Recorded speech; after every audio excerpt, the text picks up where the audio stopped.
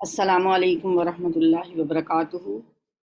الحمد للہ نحمده ونستعینه ونستغفره ونؤمن به ونتوکل علیہ ونعوذ باللہ من شرور انفسنا ومن سیئات اعمالنا من يهده اللہ فلا مضل له ومن يضلله فلا هادی له واشهد ان لا الہ الا اللہ وحدہ لا شریک له واشهد ان محمدا عبده ورسوله اما بعد فان خیر الحدیث کتاب اللہ وخیر الهدی هدی محمد صلی اللہ علیہ وسلم وشر الامور محدثاتها وكل محدثۃ بدعہ وكل بدعۃ ضلالہ وكل ضلالۃ فی النار۔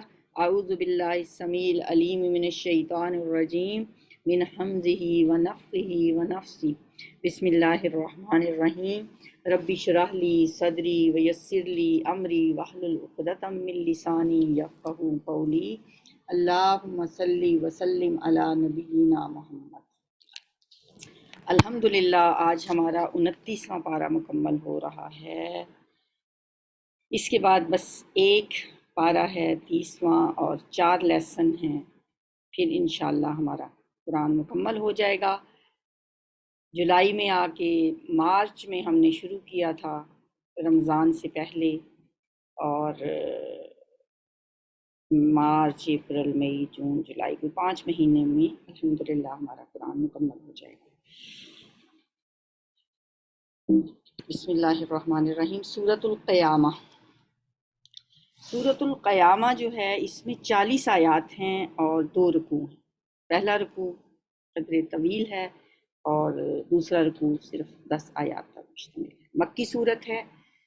بسم اللہ الرحمن الرحیم۔ لا اقسم بیوم القیامہ ولا اقسم بالنفس اللوامہ ایحسب الانسان ان لن نجمع عظامہ بلا قادرین علی ان نسوی بنانا۔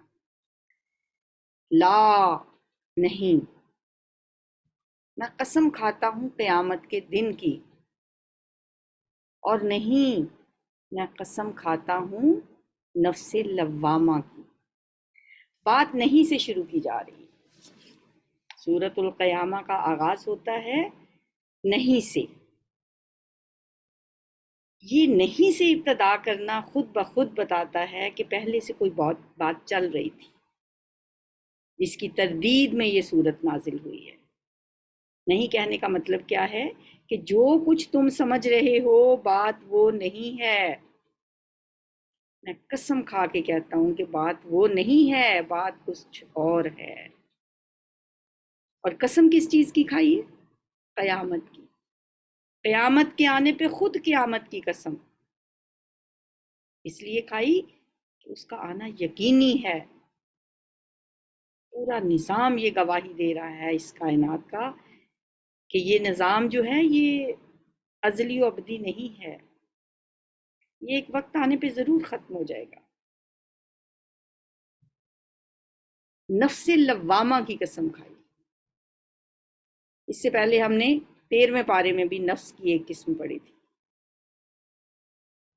میں حضرت یوسف علیہ السلام کہتے ہیں وما ابرئ نفسی ان النفس لامارۃ، میں اپنے نفس کو بری نہیں کرتا، نفس تو امارہ ہوتا ہے۔ ایک قسم تھی نفس کی، نفس امارہ، امر سے۔ نفس کی یہ جو قسم ہے، یہ جب انسان کے اندر سے ایک آواز آتی ہے، ایک اندر سے کوئی حکم ملتا ہے، اس کو امر ملتا ہے، نفس امارہ جو برائی کا حکم دیتا ہے۔ 13ویں پارے کے آغاز میں اس نفس کا تذکرہ۔ تو یہاں جس نفس کا ذکر ہے وہ ہے نفس لوامہ۔ میں قسم کھاتا ہوں نفس لوامہ کی۔ لوامہ کے لفظ میں سے لفظ نکال لیں ملامت، وہ نفس جو ملامت کرتا ہے، جسے ہم ضمیر کہتے ہیں جو اس کی ضمیر کی آواز تھی، یا کہتے ہیں اس کا تو ضمیر ہی مر گیا ہے، یعنی اسے کوئی برائی پہ اس کا نفس کوئی ملامت ہی نہیں کرتا، تو اس کا مطلب ہے ضمیر مردہ ہو چکا ہے۔ 2 قسمیں کھائی گئی ہیں یہاں پہ، یعنی ضمیر کی اور قیامت کے دن کی، یوم القیامہ کی۔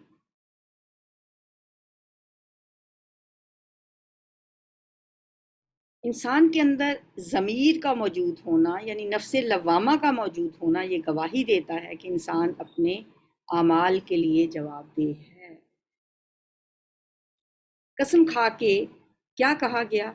پھر ایک سوال، اَیَحْسَبُ الْإِنسَانُ أَن لَّن نَّجْمَعَ عِظَامَهُ، کیا انسان یہ سمجھ رہا ہے کہ ہم اس کی ہڈیوں کو جمع نہیں کر سکیں گے؟ کیوں نہیں، ہم تو اس کی انگلیوں کی پور پور تک ٹھیک بنانے پر قادر ہیں۔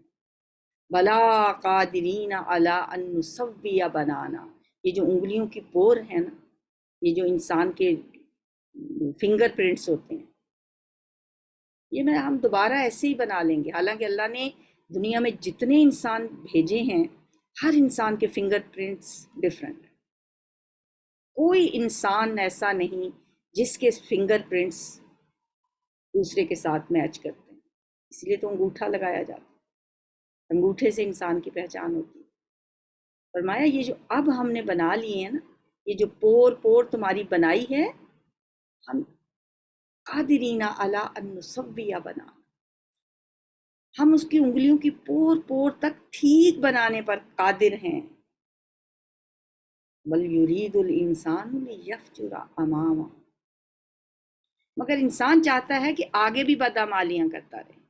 یعنی اس کے قیامت کو نہ ماننے کی وجہ کیا ہے کہ وہ چاہتا ہے کہ بس اسی طرح وہ لیفجر امامہ، فاسق و فاجر بنا رہے، اسی طرح گناہ کرتا رہے، اسی طرح برائی کا ارتکاب وہ کرتا رہے۔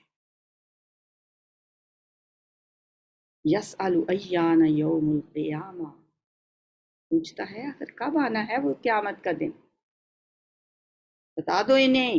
فَإِذَا بَرِقَ الْبَصَرُ وَخَسَفَ الْقَمَرُ وَجُمِعَ الشَّمْسُ وَالْقَمَرُ، وہ دن تب آئے گا جب آنکھیں پتھرا جائیں گی، چاند بے نور ہو جائے گا، چاند اور سورج ملا کر ایک کر دیے جائیں گے۔ یقول الانسان یومئذ این المفر، اس وقت یہی انسان کہے گا کہاں بھاگ کر جاؤں، ہے کوئی فرار کا رستہ؟ کلا لا وزر، ہرگز نہیں، وہاں کوئی جائے پناہ نہ ہوگی۔ الی ربک یومئذ المستقر، اس روز تیرے رب ہی کے سامنے جا کر ٹھہرنا ہو۔ ینبأ الانسان یومئذ بما قدم واخر، اس روز انسان کو اس کا سب اگلا پچھلا کیا کرایا بتا دیا جائے گا۔ بلکہ انسان خود ہی اپنے آپ کو خوب جانتا ہے۔ بل الانسان علی نفسہ بصیرہ، علی نفسہ بصیرہ، وہ خود اپنے اوپر گواہ ہے، اپنے آپ کو خوب جانتا ہے۔ مجھے نہیں پتا میری اوقات کیا ہے، میرے اعمال کیسے ہیں، میں کیا کر رہی ہوں دنیا میں، ہر شخص جانتا ہے۔ وَلَوْ أَلْقَى مَعَاذِيرًا، خواہ وہ کتنی ہی معذرتیں پیش کرے، لیکن وہ اپنے آپ کو خوب جانتا ہے، اسے پتہ ہے۔ انسان کا نامہ اعمال اس کے سامنے رکھنے کا مقصد یہ نہیں ہوگا کہ مجرم کو اس کا جرم بتایا جائے، بلکہ ایسا کرنا تو اس وجہ سے ضروری ہوگا کہ انصاف کے تقاضے پورے ہوں۔ برسر عدالت جرم کا ثبوت پیش کیے بغیر اگر کسی کو سزا دی جائے تو وہ پھر انصاف کے تقاضے پورے نہیں ہوتے، ورنہ ہر انسان کو پتہ ہے کہ وہ خود کیا ہے۔ لا تحرک به لسانک لتعجل به ان علینا جمعہ وقرآنا فاذا قرأناہ فاتبع قرآنا ثم ان علینا بیانا۔ یہاں تک یہ جو آیات ہیں یہ ایک طرح سے اس طرح سے ہیں کہ بات کرتے کرتے بیچ میں سلسلہ کلام کو توڑ کر نبی صلی اللہ علیہ وسلم کو مخاطب کر کے یہ جو چند باتیں فرمائی گئی ہیں، یہ بس یوں سمجھ لیں کہ جبریل علیہ السلام جب یہ صورت حضور صلی اللہ علیہ وسلم کو سنا رہے تھے، اس وقت آپ اس خدشے سے کہ کہیں میں بھول نہ جاؤں، اس کو زبان سے بار بار دہرانے کی کوشش کر رہے تھے۔ تو بیچ میں وہ بات چھوڑ کے فرمایا گیا لا تحرک به لسانک، اے نبی صلی اللہ علیہ وسلم، اس وحی کو جلدی جلدی یاد کرنے کے لیے اپنی زبان کو حرکت نہ دیں، اس کو یاد کرا دینا اور پڑھوا دینا ہمارے ذمے ہے، لہٰذا جب ہم اسے پڑھ رہے ہوں اس وقت آپ اس کی قرات کو غور سے سنتے رہیں، پھر اس کا مطلب سمجھا دینا بھی ہمارے ہی ذمے ہے۔ یہ ایسے ہی ہے کہ جیسے کوئی استاد لیکچر دے رہا ہے اور پھر وہ دیکھتا ہے کہ بچے بیچ میں وہ لکھ رہے ہیں، سن بھی رہے ہیں، لکھ رہے ہیں، تو لیکن استاد بیچ میں سے اپنا لیکچر چھوڑ کے کہے دیکھیں اس وقت بات غور سے سنیں، اس وقت لکھنے کی ضرورت نہیں ہے، بعد میں یہ اپنے نوٹس مکمل کر لیں، اس وقت آپ دھیان سے بات سنیں۔ تو یہ اسی طرح سے اللہ تعالیٰ نے بیچ میں اس بات کو چھوڑ کے کہا کہ نبی صلی اللہ علیہ وسلم اپنی زبان کو جلدی جلدی حرکت نہ دیں، آپ اس فکر میں مبتلا نہ ہوں کہ آپ کو یہ بھول جائے گا، اِنَّ عَلَيْنَا جَمْعَهُ وَقُرْآنَ، یہ ہماری ذمہ داری ہے، اس کو پڑھوانا بھی، اس کو یاد کرانا بھی۔ اچھا، یہاں سے ہمارے لیے کیا ایک لیسن نکلے کہ ہم بھی جب تلاوت سن رہے ہوں ساتھ ساتھ پڑھا نہ کریں۔ میں نے اکثر لوگوں کو دیکھا کہیں آپ دعا مانگ رہے ہوں یا کہیں آپ کچھ آیات پڑھ رہے ہوں تو وہ لوگ جن کو وہ آیات آتی ہیں وہ فوراً ساتھ ساتھ پڑھنا شروع کر دیتے، جیسے آپ دعا اونچی آواز سے مانگ رہے ہوں، جو تو دعائیں نہیں آتی وہ تو سنتے رہیں گے، آمین کہتے رہیں گے، آمین کہتے رہیں گے، لیکن جہاں انہیں لگا کہ ربنا آتینا یہ تو ہمیں بھی آتی ہے، وہ ساتھ ساتھ پڑھنا شروع کر دیں گے۔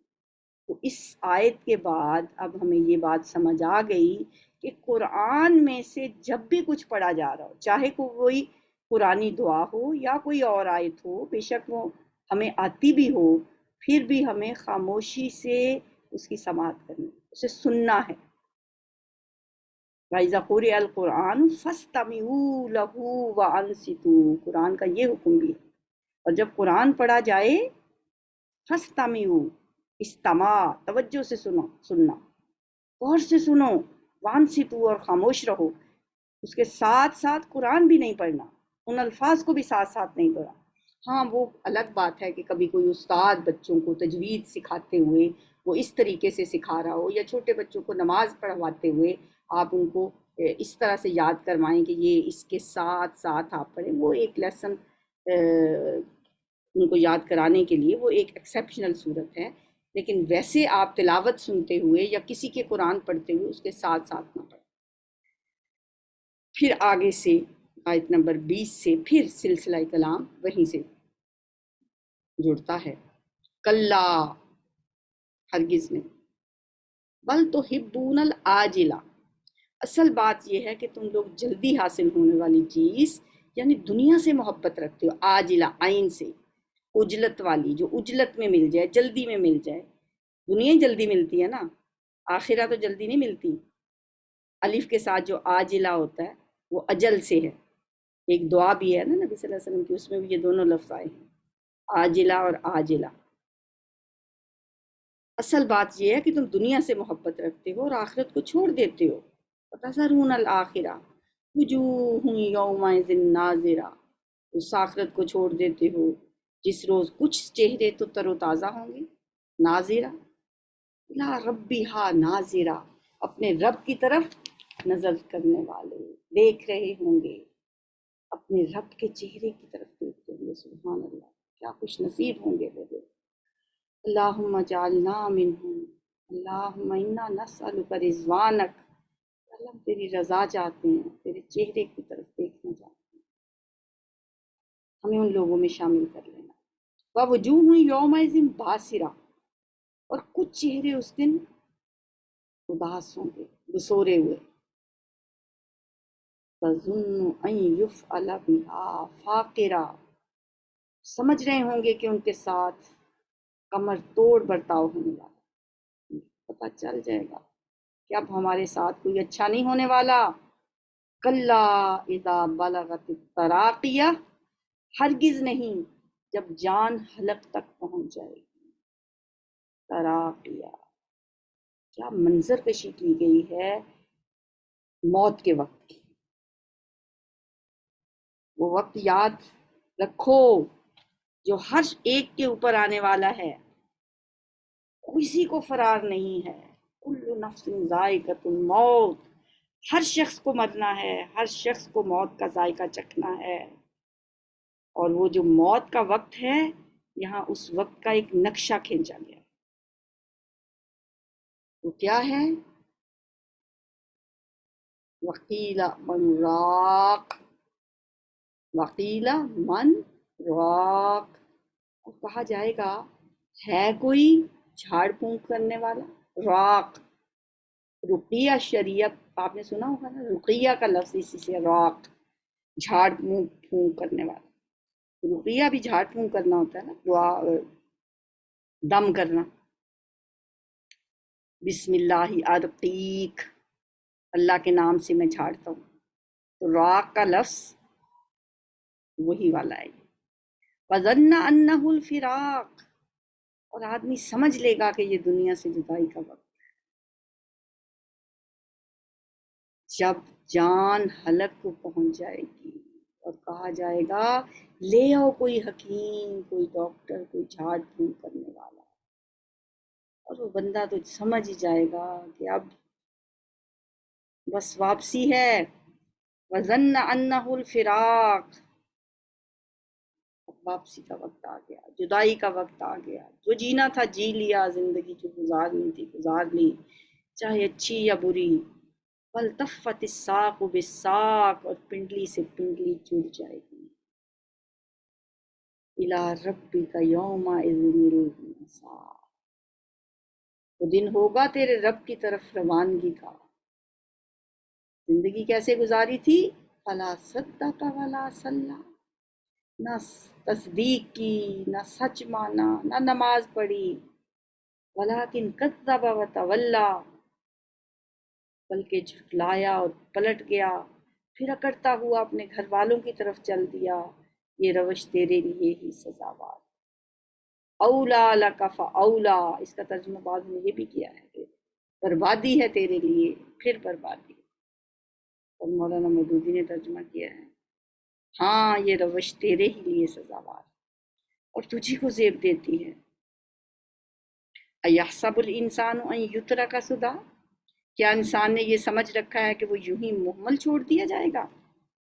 سدا کا لفظ جو ہے نا، سدن کہتے ہیں ایبل سدا، شتر بے مہار جیسے ہم اردو میں کہتے ہیں، وہ اونٹ جو یوں ہی چھوڑ دیا جائے، چھوٹا پھر رہا، جدھر چاہے منہ اٹھائے چرتا پھرے، کوئی اس کی نگرانی کرنے والا نہ، جیسے شتر بے مہار۔ انسان کیا سمجھتا ہے کہ یوں ہی شتر بے مہار پھرتا رہے گا، کوئی اسے پوچھنے والا نہیں ہے؟ کیا وہ ایک حقیر پانی کا نطفہ نہیں تھا؟ پیچھے مڑ کے تو دیکھو، اپنی اوقات پہ غور تو کرو، کیا تھے تم؟ جو رحم مادر میں ٹپکایا جاتا ہے، پھر وہ ایک لوتھڑا بنا، پھر اللہ نے اس کا جسم بنایا اور اس کے اعضاء درست کیے، پھر اس سے مرد اور عورت کی دو قسمیں بنائیں۔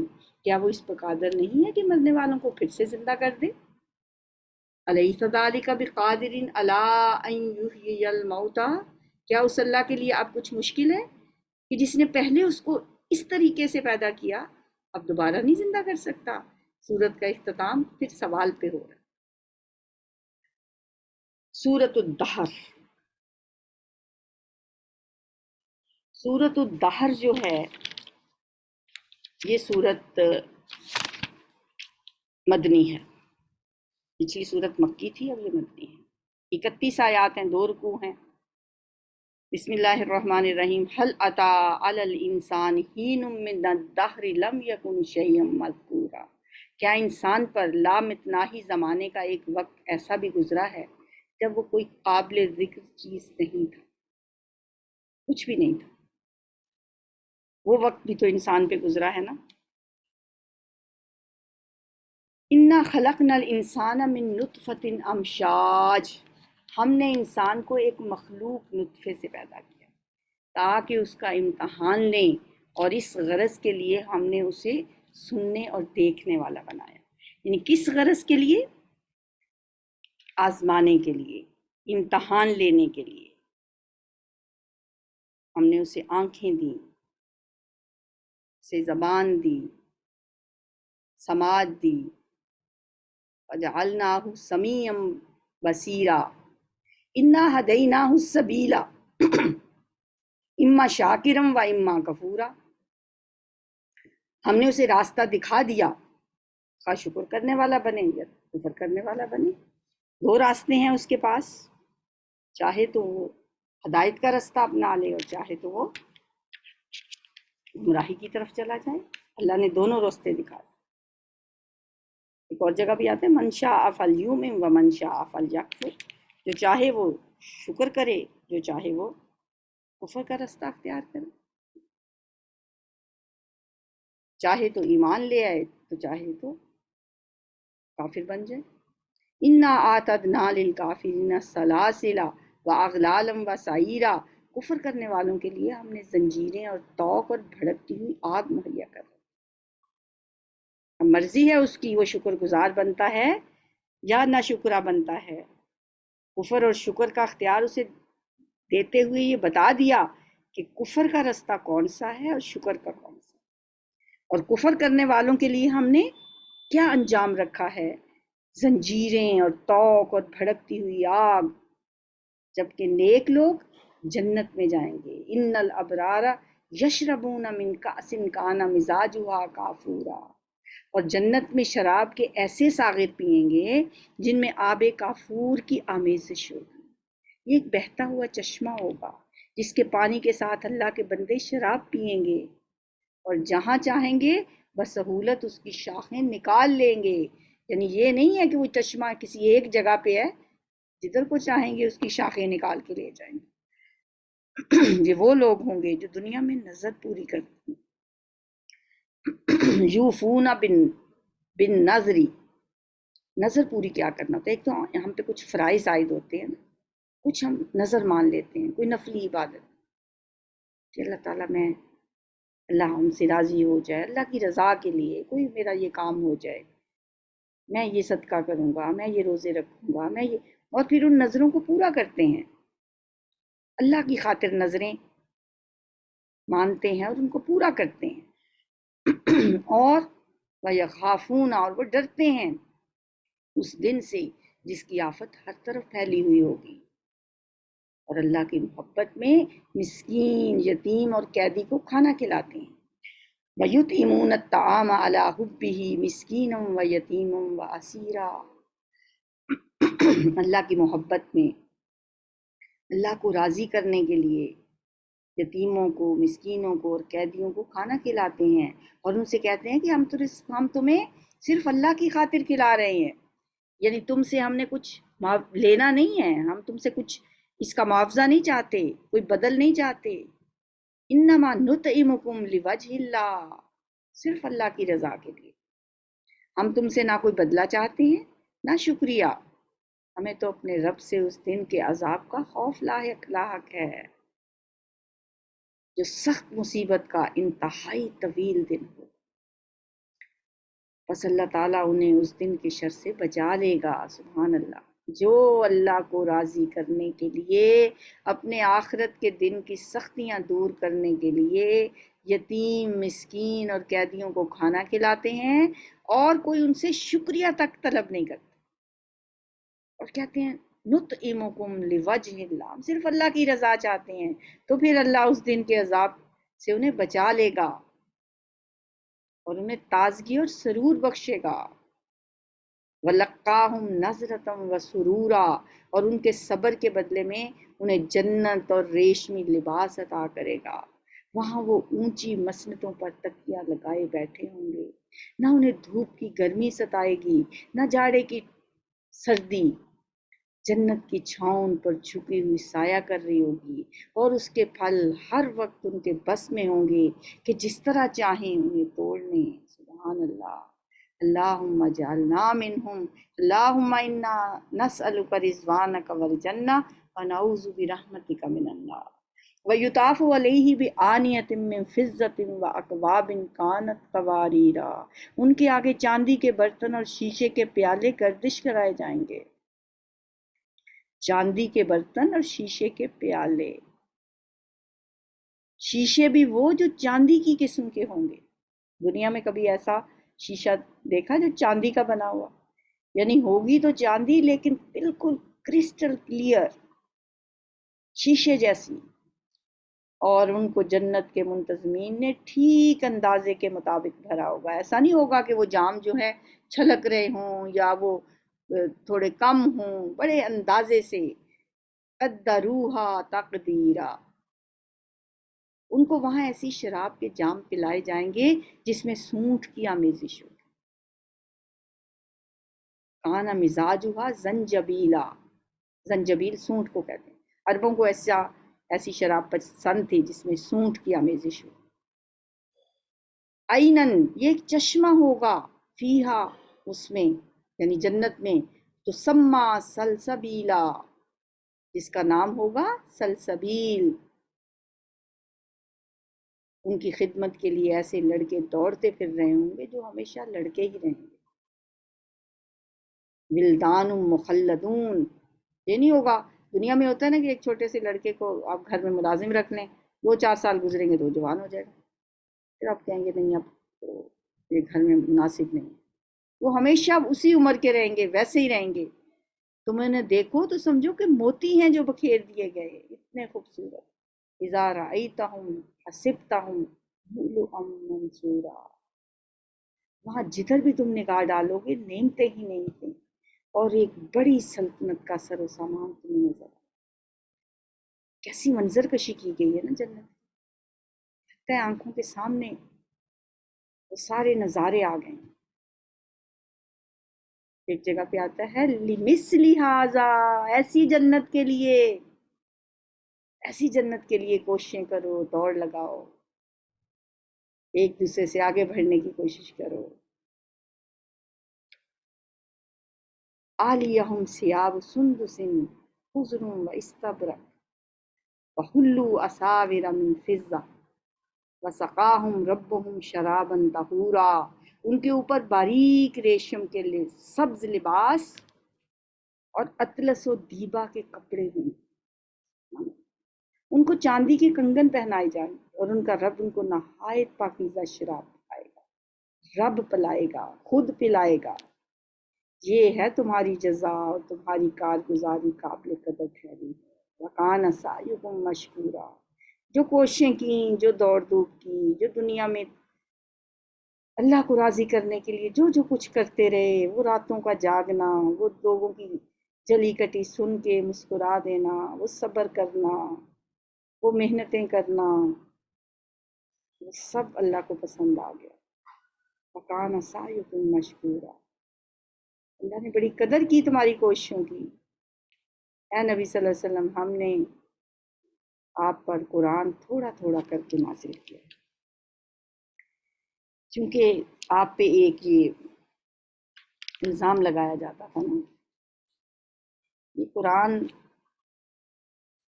تھوڑا تھوڑا کر کے کیوں نازل ہوتا، ایک ہی وقت میں کیوں نہیں نازل کر دیا گیا۔ یہاں مخاطب تو آپ ہیں، لیکن دراصل جواب کفار کے اس اعتراض کا دیا جا رہا ہے جو کہتے تھے کہ آپ یہ قرآن سوچ سوچ کر بناتے ہیں، اس لیے تھوڑا تھوڑا کر کے نازل ہوتا، ورنہ اللہ کی طرف سے کوئی قرآن آتا تو اکٹھا ہی ایک مرتبہ آ جاتا۔ اس کا جواب دیا جا رہا ہے، لہٰذا آپ اپنے رب کے حکم پر صبر کریں اور ان میں سے کسی بد عمل یا منکر حق کی بات نہ مانیں، اپنے رب کا نام صبح و شام یاد کریں، رات کو بھی اس کے حضور سجدہ ریز ہو اور رات کے طویل اوقات میں اس کی تسبیح کرتے رہیں۔ جب بھی اللہ کی یاد کا حکم اوقات کے تعین کے ساتھ دیا جاتا ہے تو اس سے مراد نماز ہوتی ہے۔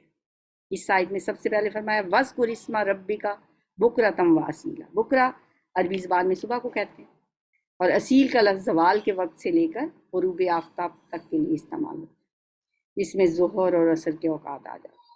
پھر فرمایا وَمِنَ اللَّيْلِ فَاسْجُدْ لَهُ، رات کے وقت، جو رات کا وقت ہے وہ غروب آفتاب کے بعد شروع ہوتا ہے، اس لیے رات کو سجدہ کرنے کے حکم میں مغرب اور عشاء دونوں وقتوں کی نمازیں شامل ہو جاتی ہیں۔ اس کے بعد یہ ارشاد فرمایا کہ رات کے طویل اوقات میں اس کی تسبیح کرتے رہو، یہ نماز تہجد کی طرف اشارہ ہے۔ ان ہؤلاء یحبون العاجلہ وَيَذَرُونَ وَرَاءَهُمْ يَوْمًا ثَقِيلًا، یہ لوگ تو جلدی حاصل ہونے والی چیز دنیا سے محبت رکھتے ہیں اور آگے جو بھاری دن آنے والا ہے اسے نظر انداز کر دیتے ہیں۔ ہم نے ہی ان کو پیدا کیا ہے اور ان کے جوڑ بند مضبوط کیے ہیں، اور ہم جب چاہیں ان کی شکلوں کو بدل کر رکھتے ہیں۔ یہ ایک نصیحت ہے، ان هذه تذکرہ فمن شاء اتخذ الی ربہ سبیلا، اب جس کا جی چاہے اپنے رب کی طرف جانے کا راستہ اختیار کر لے۔ وما تشاءون الا ان یشاء اللہ، اور آپ کے چاہنے سے کچھ نہیں ہوتا جب تک اللہ نہ چاہے۔ یقیناً اللہ بڑا علیم اور حکیم ہے۔ یدخل من یشاء فی رحمتہ والظالمین اعد لهم عذابا علیما، وہ اپنی رحمت میں جس کو چاہتا ہے داخل کرتا ہے، اور ظالموں کے لیے اس نے دردناک عذاب تیار کر رکھا۔ انشاءاللہ کل اس آخری آیات، آخری صورت پڑھ کے پارہ مکمل کریں گے، اور پھر اس پارے کے امپورٹنٹ جو نکات ہیں ان پہ بھی تھوڑی سی ڈسکس کر لیں گے۔ سبحانک اللہم و بحمدک، نشہد ان لا الہ الا انت، نستغفرک ونتوب الیک۔ السلام علیکم ورحمۃ اللہ۔